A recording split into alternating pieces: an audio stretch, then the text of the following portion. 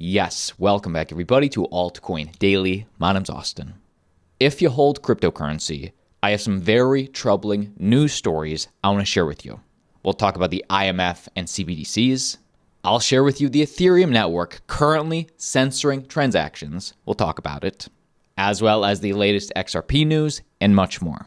So, like always, check the timestamps down below, smash the like button, and let's jump in, starting with this first clip of the IMF speaking about stablecoins. CBDC, central bank digital currency, programmability sounds like a wonderful idea. Listen to this talk of Tim Hinchliffe speak on how the future of stablecoin programmability will make it easier and easier to censor certain parties. The implications of something like this could be very scary. I want to play you this clip, about 90 seconds, then give you my thoughts. Watch this. The third way we think CBDC can improve financial inclusion is through what we call programmability. That is, CBDC can allow government agencies and private sector players to program, to create smart contracts, to allow targeted policy functions. For example, welfare payment. For example, consumption coupon. For example, food stamp. By programming CBDC, those money can be precisely targeted for what kind of people can own and what kind of use this money can be utilized. For example, for food. So this potential programmability can help government agencies to precisely target their support to those people who need support. So that way can also improve financial inclusion. Of course, I want to end with a caveat because CBDC is not a panacea. CBDC cannot solve every challenge in financial inclusion. There are some aspects of financial inclusion is not related to technology. For example, financial literacy, digital literacy. Okay, give me your thoughts on this down below. At first glance, there's a lot of good that can be offered with something like this. But the fear is when you get the government involved and you give them such programmable power with the money, the censorship will only lead to corruption. And in my opinion, a digital dollar, every nation-state CBDC is inevitable. We're already seeing this being rolled out in China. Other major nation-states are testing things like this right now. But the good news is if/when major governments force their citizens to adopt a CBDC, number one, that's going to put a digital crypto wallet on the phones, in the pockets of every single American or every single citizen of a major country. And number two, there'll be no bigger education, no bigger quote-unquote PR move as to why Bitcoin is different. All of a sudden, average people will be asking, okay, so I'm learning what a CBDC is, but how is this different than Bitcoin?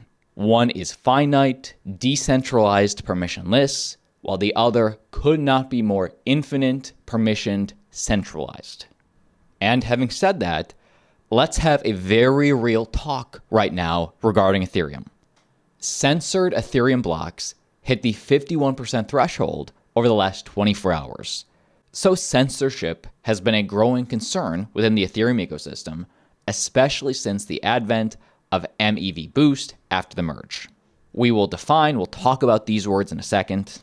But first off, what is specifically this Ethereum censorship? The Ethereum blockchain reached a new censorship milestone Friday when 51% of the blocks produced over the last 24 hours followed the U.S. Treasury's OFAC compliance recommendations, meaning that the majority of blocks over the past day were delivered by relays that screened out transactions associated with Tornado Cash to comply with OFAC after they banned Americans from using the mixing protocol. So basically, the US government says jump, and the Ethereum block validators then say how high. Now, on one hand, following the rules is fine. This channel will never encourage you to do anything illegal. Yet, on the other hand, isn't this supposed to be a decentralized network? Well, to talk about this, let's define MEV, maximum extractable value, as well as flashbots.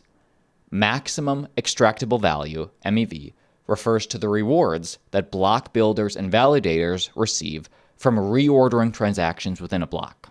Now, the negative here is some validators reorder the blocks to their own advantage, so they receive the reward instead of to the advantage of the overall network. While as Flashbots, which is an Ethereum-based research and development team, has been working on ways to curb the potential harms of MEV extraction by building MEV Boost, a piece of software that allows validators to request blocks from a network of builders via a middleman called a relay. Let's not get too bogged down in the weeds on all this. Some of this discussion can be very technical. But the issue is, while anybody is free and open to build a relay to pass MEV optimized blocks, anybody can build. The issue is that Flashbots right now are the most popular relay on the network, and the Flashbots relay refuses to pass along any blocks containing transactions from the sanctioned addresses. Moreover, of the 5 MEV Boost relay providers, only 2 of them, these 2 right here, provide non-censoring options. So 3 out of the 5 are censoring the network at their own whim right now. In fact, taking a look at this chart, this is post-merge daily OFAC compliant blocks. And we can see right here, the red and the green. The red represents the OFAC compliant blocks, the ones that are making sure they follow the government's will, while the green represents the non-OFAC compliant blocks. And of course, I guess the gray as well represents non-MEV Boost. So what does this mean to you as an ETH holder? Well, while it's still possible for sanctioned transactions to make it onto the Ethereum blockchain as it currently exists, this will become more difficult as more validators and relays opt to strike such transactions from the blocks they process. In fact, Uri Klarman, CEO of one of the relays that is not censoring, told CoinDesk, "The fact that we reached 51% of blocks excluding OFAC transactions is an important watershed moment, which we should pay attention to." So we've talked about stablecoins, we've talked about Ethereum. Most people outside of the United States don't really care that the SEC is suing us. This is a direct quote from Brad Garlinghouse at DC FinTech 2022. Most people outside the United States don't really care that the SEC is suing us. I'll tell you a very quick, funny story. I'll keep it short. I was in the Middle East last fall, and we were meeting with customers. I have one of the Ripple team members who's based there. It's really early in the morning. My time zones are all screwed up. We're meeting the CEO of a payments company, and but the employee from Team Ripple says, "Well, why don't you give an update on what's going on at Ripple?" And I start talking about the SEC. And after the meeting, he very delicately says to me, "No one gives a shit." And his point was, if you're not in the United States, the governments in Abu Dhabi, governments in Switzerland, Singapore, UK, Japan, they provided the clarity how they view and categorize digital assets, and they don't care that the United States SEC has a viewpoint that is, pending in court. All right. So Brad Garlinghouse saying the other regulators around the world don't really share the same views with the SEC. Somebody comments, "I like how he uses profanity more and more when describing his feelings and others regarding the SEC lawsuit." Well, Brad Garlinghouse responds, he says, "My outrage has grown as the litigation has unfolded. There is no recourse. There is no consequence to those that brought this lawsuit. The SEC's pursuit of a policy objective isn't about a faithful allegiance to the law. It's about power." And in the final, just gotta like the video real quick. In the final piece of that quote, he says, "We should all be outraged. The SEC has clearly forgotten that the government works for the people." Now, last thing I want to say is what's happening with Bitcoin. As we can see, Bitcoin dominance still at around 38%, ETH dominance 16%, and the entire market right now in the red. If you're wondering what could be Bitcoin's next move, And keep in mind, I am not a financial advisor, nor can I see the future. But in general, don't fight the Fed. Core CPI, as of this last week, was 6.6%, higher than the 6.5% expected. Headline CPI was at 8.2%, higher than the 8.1% expected, meaning the Fed will likely continue their hawkish policy.